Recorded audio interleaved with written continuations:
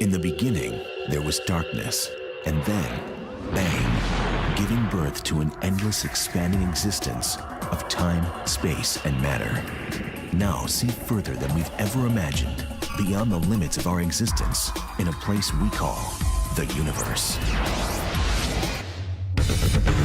It promises to deliver technologies that will carry us ever farther and ever faster. But it's fraught with constant and lethal peril.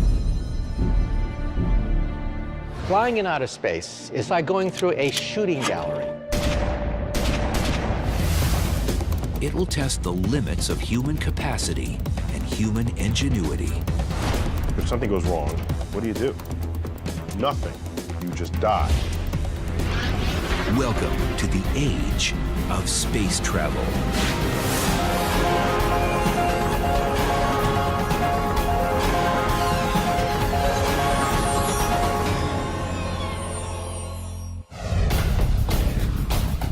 In ways scarcely even imagined, the steady hand of progress is poised to deliver humanity to the heavens.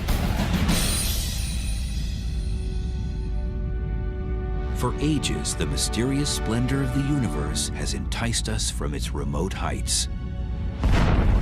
At last, its mysterious temptations are within reach, and man's destiny can be fulfilled.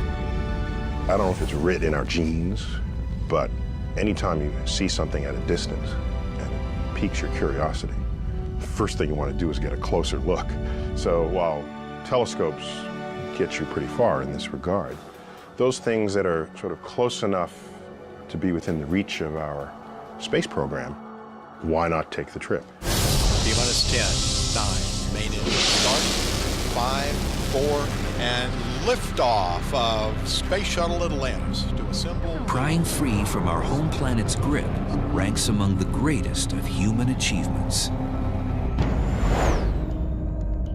But no one, since 1972, has ventured beyond the Earth's orbit. Our space program has been stuck for 30 years. We simply just go around the planet Earth. It's just like Columbus exploring the New World for the first time and then spending the rest of his life simply puttering around the Spanish coastline. What's the problem? There's a dirty little four-letter word, and that is cost. It costs about $10,000 to put a pound of anything into orbit.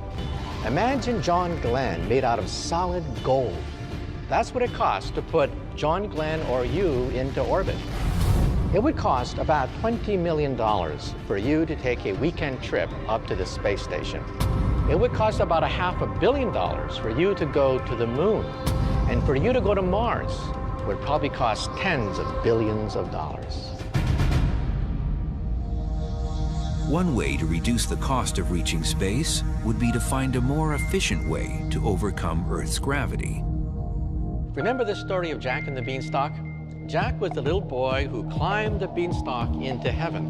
Well, imagine a space elevator such that you hit the up button and the elevator takes you into the heavens just like Jack and the Beanstalk.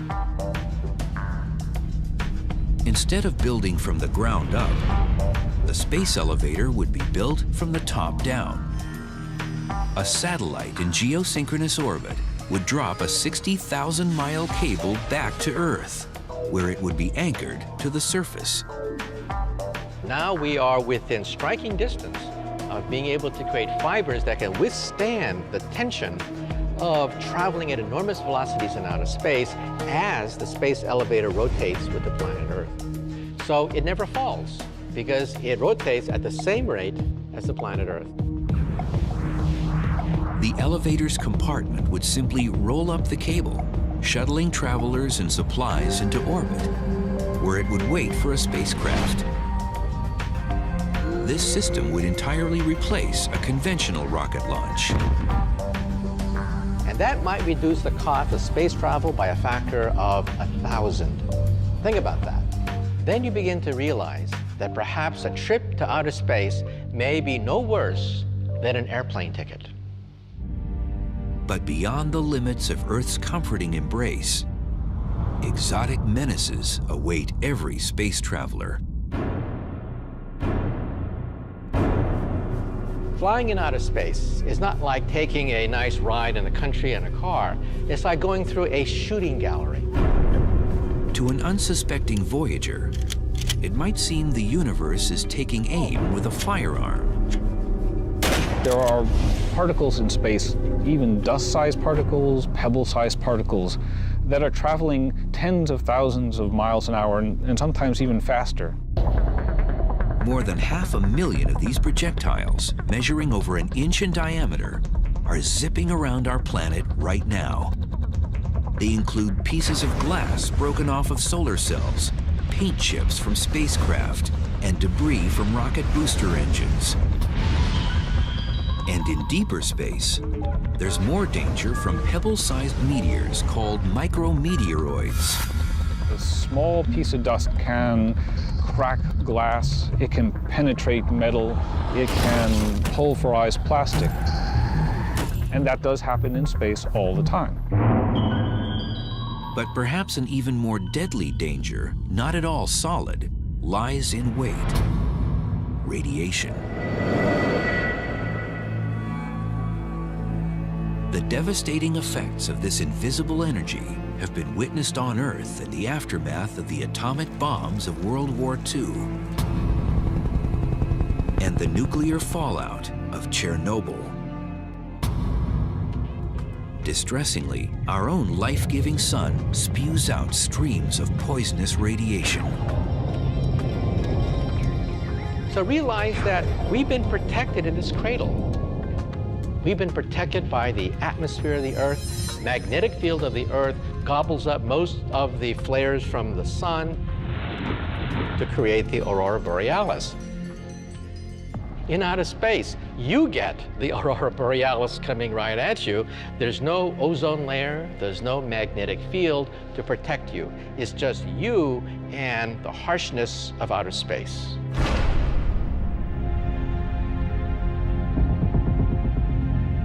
At our home planet's distance from the sun, roughly 90 million miles away, several hundred million solar particles pass through each square inch of space every second around our Earth. There's high energy particles streaming from the sun all the time. But every now and then there's an extra dose of these particles. The sun burps up high energy radiation. That's bad too. That level of radiation is never good for one's DNA.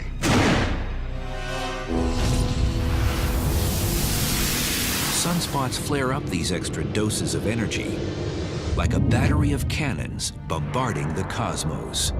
There's no way to know that they're going to be here before they arrive.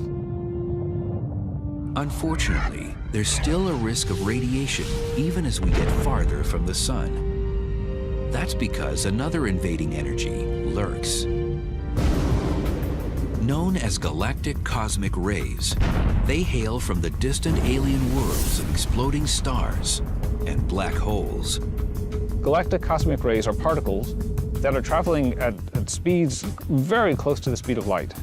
Even a single particle of iron slamming into your body can have the effect of a Major League Baseball at 100 miles an hour. They can be devastating. Although heavy iron particles are rare, outside of the protection of a spacecraft, such as when an astronaut performs a spacewalk, thousands of galactic cosmic rays do penetrate the body every second. Every 24 hours, the galactic cosmic rays and solar particles attack a space traveler with as much radiation as a surface dweller on Earth receives in 6 months.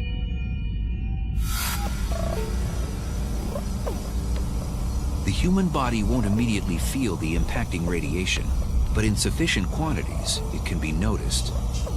Even with eyes closed, the particles spark flashes when they strike a space traveler's retina.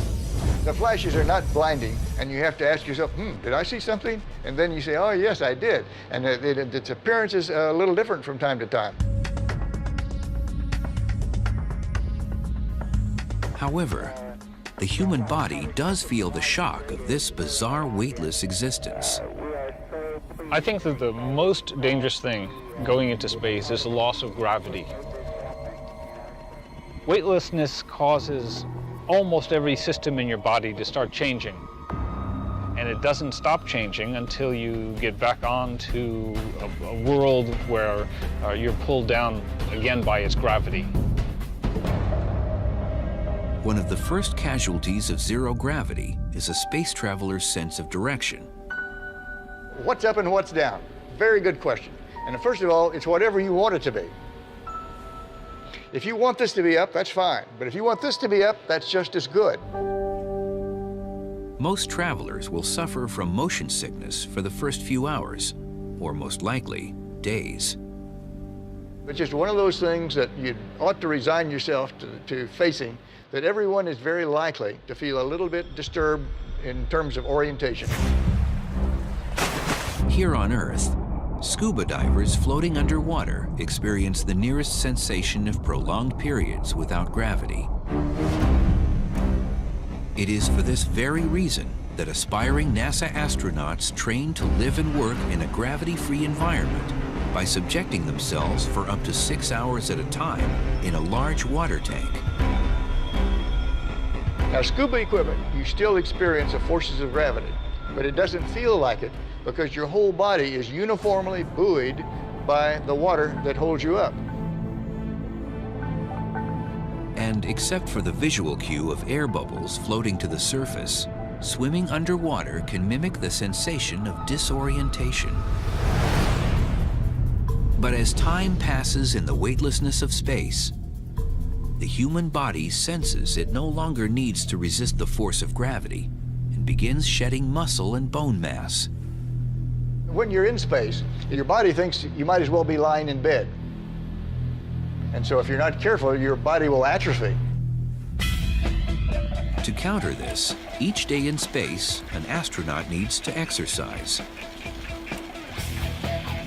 The legs are especially vulnerable because they are seldom used.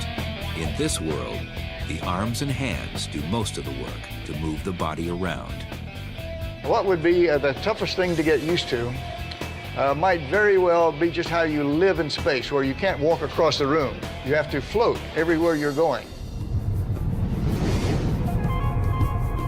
The lack of gravity also slows down the digestive tract, which can cause problems at mealtime. Your digestive system stops. You can't eat, you can't drink until you can start digesting again. And that can take anywhere from hours to days. Worse still, zero gravity and radiation can combine in an especially sinister way. In space, the immune system is not as effective as it normally is. And many of the bacteria and viruses that we normally can withstand become more virulent. Additionally, bacteria can grow up to 50 times faster, and any virus brought on board could mutate into a never-before-seen predator, thanks to the ever-present radiation. All these difficulties prey on space travelers in just the first few hours or days. And what about journeys that need more time? It only gets tougher. The universe is an unforgiving place. It's open to only the boldest adventurers, those who have the mettle to trek deep into an environment swimming with toxic hazards, and unafraid to stray far from the safe and familiar. We take it for granted that clothing is flexible and machines work in room temperature because implicitly or explicitly, they're designed for that. You go into the depths of space, if you're facing the sun, it could be hundreds of degrees Fahrenheit. If you're facing away from the sun, it could be hundreds of degrees below zero. Down here on Earth, you take so much for granted. You know, we're out here, sunshine, the fresh air all around you. Up there, you're in a closed ecosystem. You have to supply all the human needs that the Earth just, automatically does for us. You have to hope that the integrity of the hull stays together so you don't have rapid decompression, quick suffocation. The same reality exists for a submarine gliding deep through the ocean. It provides a life-preserving barrier to protect its inhabitants from a surrounding alien world. If there's damage to the spaceship, air leaks out, you die. Damage to the submarine, water gets in, you die. So the isolation, both physically and personally, between the two seem quite parallel. The potential for a catastrophic mishap lurks. When you're out in the middle of the ocean, you have only yourself and your colleagues to rely on. And the same thing applies in space. Things have to hold up. You can't come back, you can't run to the hardware store, you can't fix the thing with some part that you didn't bring along, and you're stuck with human ingenuity, the tools you brought with you. And out there in space, you truly are just removed from mankind. It is isolation like I've never felt before. Liftoff. We have liftoff. Often, our efforts to explore space have been analogized to the great explorers of the 15th and 16th century. The first to sort of cross the oceans, going to unknown territory, having to bring all their supplies with them, not knowing if they'll ever return. And I think there's a lot to say about that analogy, but there's a point where it breaks down badly.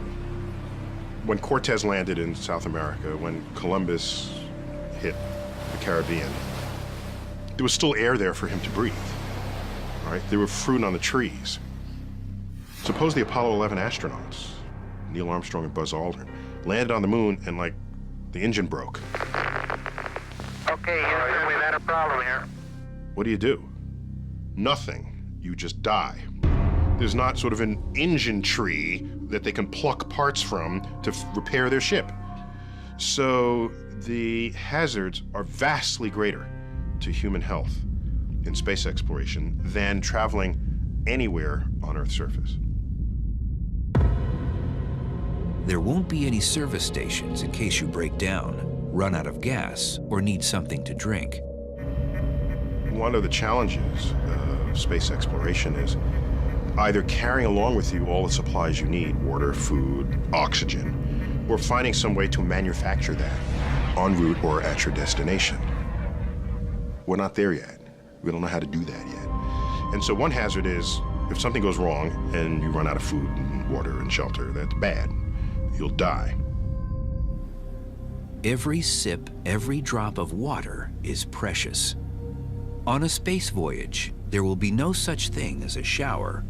The only option will likely be a wet cloth. This is quite a change from the 130 gallons of water each American consumes in just one day. The cuisine on board would take some getting used to as well.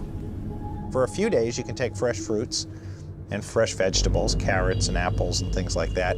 For the longer missions, though, you have to have storable foods that can, stay for long periods of time without spoiling and going bad. And yet, astronauts agree that enduring the myriad of risks is a small price to pay for the chance to witness the wonder of the cosmos in person. 1500's 2.3. I know how they felt because they report things like, well, you could hold up your finger and you could block out the Earth with your thumb. And it kind of gave them an entire new perspective of how amazing this little blue marble the Earth is and how precious it is in this vast solar system.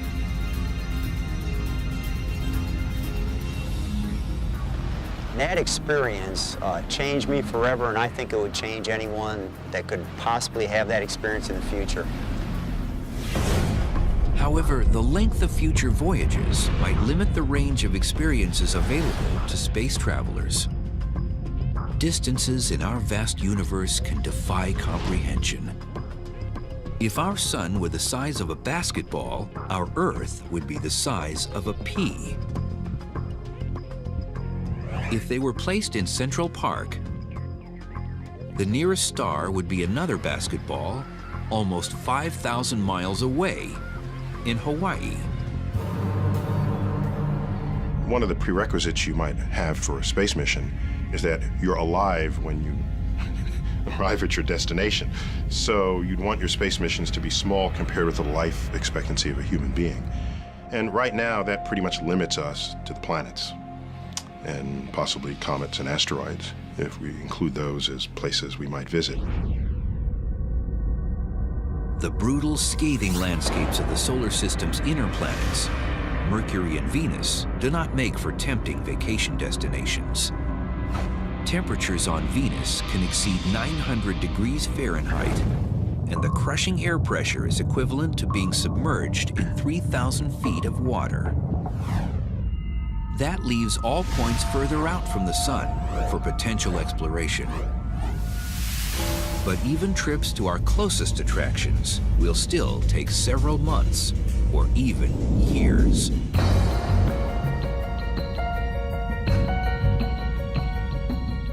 About 139 million miles separate the orbits of Earth and Mars. But since each body circles the sun at different speeds, the distances with respect to each other change continuously. The problem with going to Mars is that Mars and the Earth only line up about once every 2 years. With current chemically propelled rocket technology, a flight leaving from Earth for the Red Planet in 2018, when the two bodies are on the same side of the sun, could take 104 days, less than 4 months. After a 40-day stay, the return trip would require a little more than 6 months. That's an entire year to make one round trip.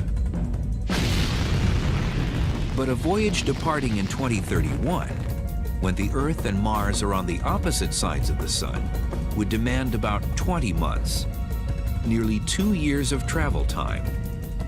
That's 1 to 2 years away from any lifeline. Comets, those oversized dirty snowballs, swoop close enough to Earth to accommodate a round trip lasting as short as a few months. Find some comet that's on its way into the sun and ride it. And watch the coma grow and the tail form. And watch the sun first slowly, but then rapidly get larger and larger and larger. You swing around the backside and come out. It's got to be the most fun tour of the solar system you can come up with. It'd be dangerous because particles of the comet would fly up and hit you in the face and things. So apart from all that which would kill you, it would be a fun trip.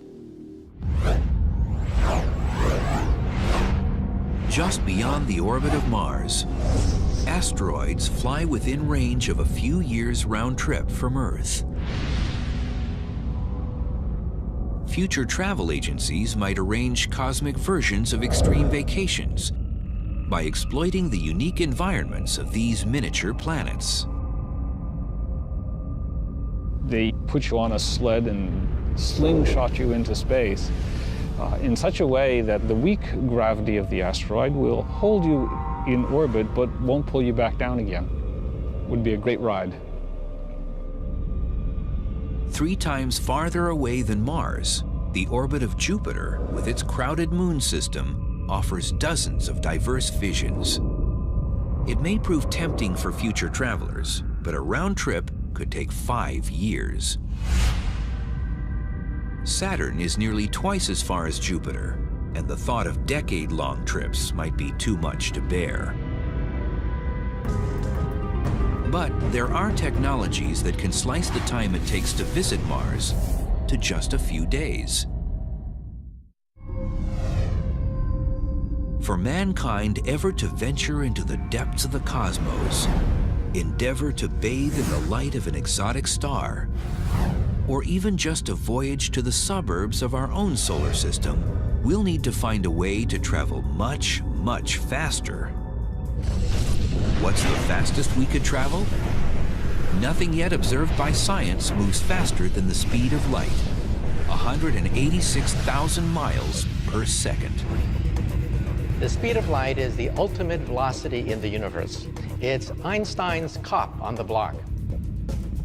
The speed of light is so fast that you could go around the Earth 7 times in just 1 second. For you to jump to the moon at the speed of light, you could reach the moon in about 1 second. Compare that to the 3 days it takes to get there with current technology. The problem is that we can't travel at the speed of light, or really anything even approaching it. Take the fastest thing we have ever sent anywhere and ask, how long will that take to reach the nearest stars? That would take 50,000 years. And that is using current chemical propulsion, which maxes out at about 40,000 miles per hour. The same power source we use to lift our rockets off of the planet. But getting us to Mars faster than a few months' time would require a different kind of propulsion.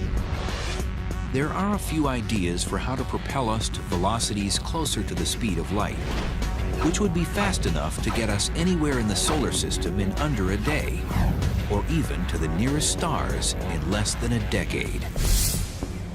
One such theory echoes an ancient earthly propulsion device, wind pushing a sail. It was Kepler, that great astronomer, who first wrote down in his notes the possibility of using sails to sail in outer space.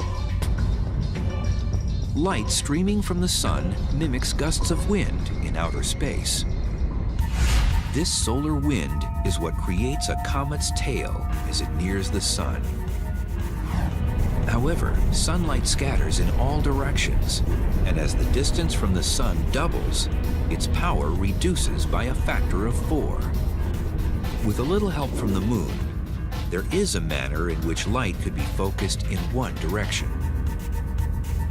If we have a battery of laser cannons on the moon, firing in synchronization at a solar sail, we may be able to propel it to about perhaps half the speed of light.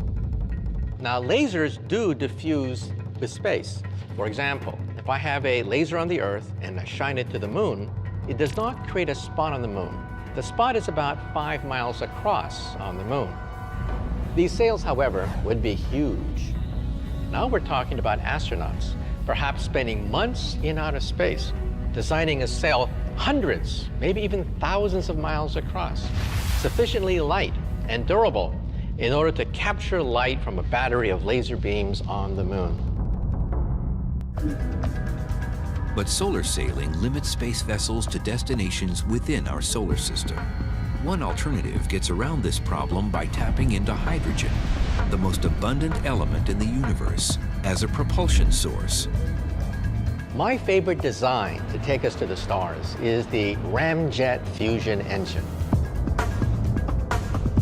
The ramjet engine has a gigantic scoop in the forward direction that gobbles up hydrogen gas as it moves in deep space. It collects the hydrogen gas and then fuses it, just like the sun, and shoots out a huge stream of ions out the other end. And on paper, it looks fantastic. On paper, it looks as if a ramjet fusion engine could go on forever, simply using up the hydrogen that is found naturally in outer space. Unfortunately, scientists have not yet been able to achieve a hydrogen fusion reaction capable of propulsion in tests. But another potential fuel source, one that seems to come right out of science fiction, has already been created in laboratories. It's called antimatter, and it's the opposite of all that we know. For example, think of the world on the other side of the looking glass. Just like in Lewis Carroll's Alice in Wonderland, we physicists have wondered, is there another universe on the other end of the looking glass? A parity-reversed universe where left becomes right, right becomes left. In an anti-universe, charges are reversed. So positive charges become negative, negative charges become positive, and when they meet, they create a burst of energy. So if this universe on the other side of the looking glass were made out of antimatter, and I were to touch this other universe, I would destroy most of the New York City metropolitan area in a burst of energy. So the conversion of antimatter and matter to energy is 100% efficient. It is the ultimate engine. But there is a catch. There's always a catch. Even though we can create anti-atoms in the laboratory, the cost is stupendous. It would bankrupt the United States of America to create a teaspoon of antimatter. However, it would only take a few grams of antimatter to take us to Mars, and perhaps several teaspoons of antimatter to take us to the nearby stars. But for us to ever visit a distant star or another galaxy, we need something stranger than even Alice could ever dream of, peering through her looking glass.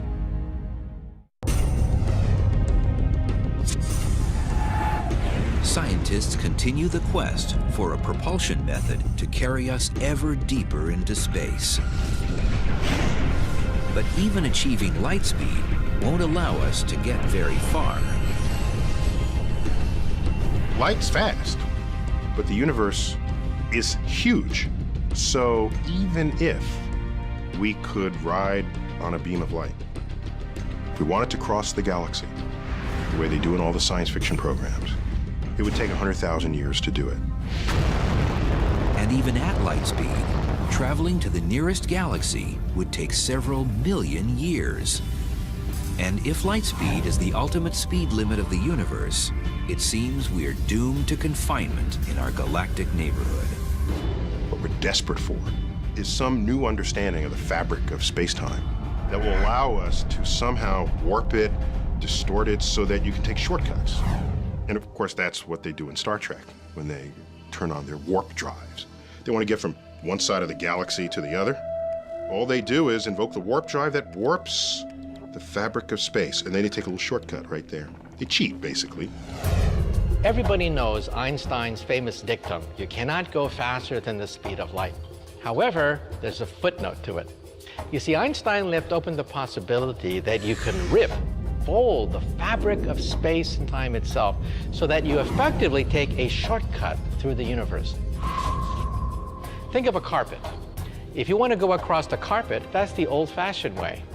You can also get a lasso a table on the other side of the carpet, and then drag the table toward you so that you collapse the space in front of you.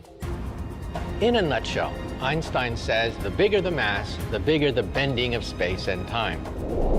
If you can concentrate enormous amounts of energy at a single point, comparable to that of a black hole or a huge gigantic star, you are literally warping the fabric of space and time. You simply hop across to the nearby stars. So in other words, you did not really go to the stars. The stars came to you because you are compressing the space in front of you. The massive amount of energy or mass needed to create such a warped curvature of space seems beyond comprehension and perhaps beyond human capability. There may be an alternative. Physicist John Brandenburg is developing a theory in which a starship of the future could achieve faster-than-light travel, not by manipulating a vast area of the universe, but rather by manipulating only the area around the starship. The trick is to have a starship imitate a curious particle that so far only exists in theory. It's called a tachyon. It's a particle with a different twist. Light itself always moves at the same speed. Tachyons, on the other hand, can go infinitely fast. They just can't go slower than the speed of light. They look at the speed of light as a lower speed limit that they cannot violate. If they do exist, tachyons can outrun the speed of light because they have what physicists recognize as imaginary mass. An imaginary value can be visualized in the spin of a struck tennis ball. Its spin can cause it to bend and move in a manner that an observer might not expect to see from its initial point of contact. In the same way, a tachyon is unseen by the universe and can break its speed limits. Brandenburg proposes altering the space-time surrounding a starship with a powerful electromagnetic field so that the ship moves through space like a tachyon. It would operate like a stealth aircraft, invisible to radar, unseen by radar operators. So if one can achieve this control of the space-time around this ship, one can essentially make it an imaginary object. In a technical way, that means it's moving faster than light. You're basically disconnecting yourself from the rest of the cosmos. It could grant the traveler the ability to go anywhere in the universe in the blink of an eye, as if a multitude of doorways suddenly appeared. A doorway you step into and then you step out somewhere down the hall so fast that it didn't seem like you had time to move any place. That's an imaginary connection in space-time. And you've changed yourself, not space-time. No one may know how fast or even where such a space vessel could travel. Which door to go into, which door to come out of. That's the trick. But voyaging through the Hall of the Universe isn't possible without first overcoming one of its fundamental forces, the one that shackles us to our home planet. Getting away from the Earth's gravitational field. That's the first thing that we have to do. 10, 9, 8, 7, 6. For an object to 5, break away from Earth's gravitational 3, pull, 2, 1. We have ignition and liftoff of NASA's New it must Horizons achieve a velocity of 17,500 miles per hour. That's fast enough to streak from New York to Los Angeles in about 8 minutes. There's no other way to do it, at least that we have now, other than brute force. While a theoretical space elevator can climb away from Earth's gravitational pull, a rocket must outrun it with the brute force provided by the explosive chemical reaction of burning fuel. Chemical power is what drives today's rocket engines. Every time you burn something, that's chemical power. Every time a rocket engine ignites, that's chemical power. Every time you start your engine in your car, you're using the chemical energy stored in the gasoline. The fuel alone can burden a spacebound craft with up to 90% of its total weight.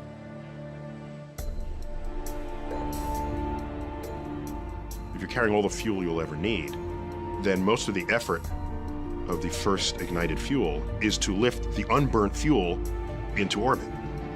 It'd be like trying to drive from New York City to Los Angeles on one tank of gas.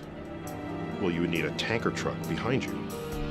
And most of the energy to accelerate the tanker truck is going into just move the fuel that's in the tanker truck.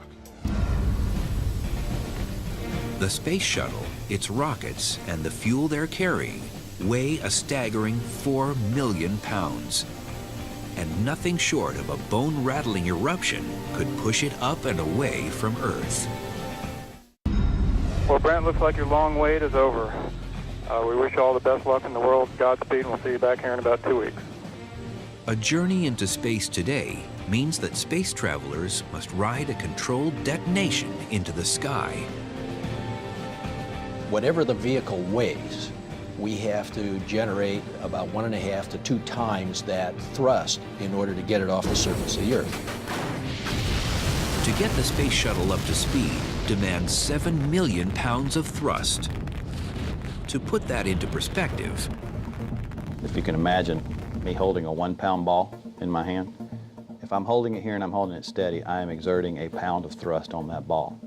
So if I lower it down, I'm clearly not exerting a 1 pound. If I pick it up, I'm exerting more than a pound. So you have to have a little more thrust than you do the weight, obviously, or you won't go anywhere. How a rocket moves can be illustrated with a blown-up balloon. This works almost like an engine nozzle. Now I can hold it in place, and you can control it, you can let it go. And what we do is we try to eject as much mass through that throat as we can, and as it expands out, the back end, that expansion or that pressure pushing that way pushes the vehicle this way. When today's astronauts climb aboard for their journeys on the space shuttle, they're hitching to giant containers housing that necessary mass. Millions of pounds of highly combustible hydrogen and oxygen wait to be ejected. It only takes a spark.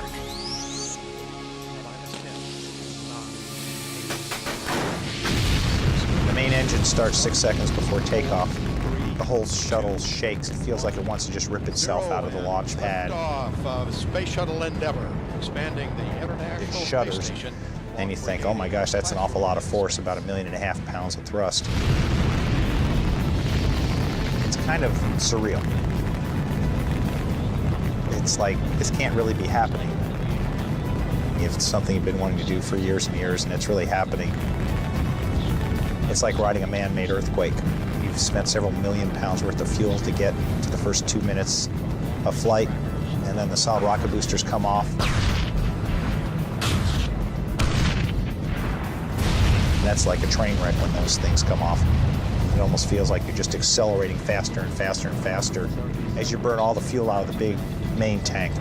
So for the next 6 minutes, you're accelerating up to a point where you're finally feeling about 3 Gs, 3 times the force of gravity of acceleration. And so now it almost feels like there's a big gorilla sitting on your chest.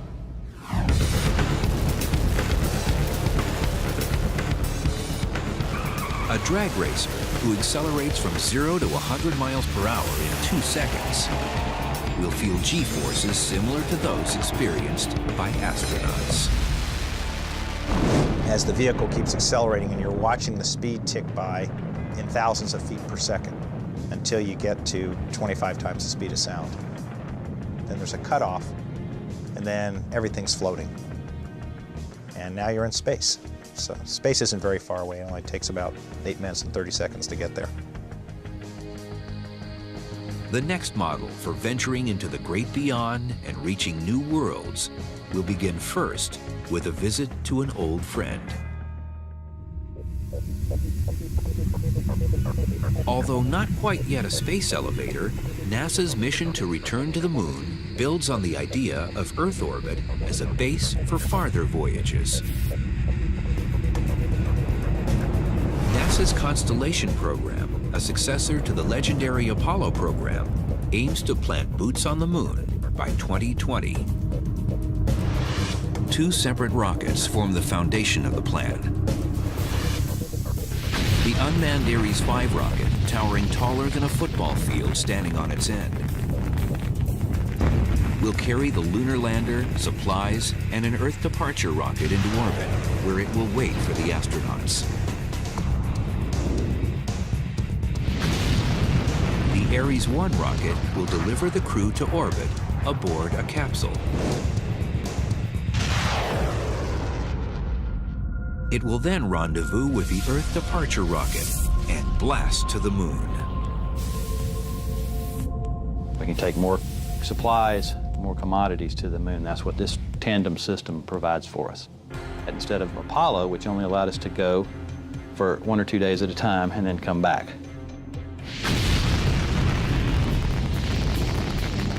Will we ever find a way to surpass the bold achievements of the Apollo program?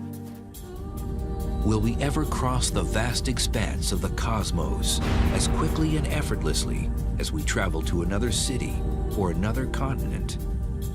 We must if we are to survive as a people. If we stop exploring, we have learned time and time again throughout history that those societies basically tend to wither up and die. It's a part of what we are. It's a part of what we leave to our children and their children. It's who we are and it's what we do.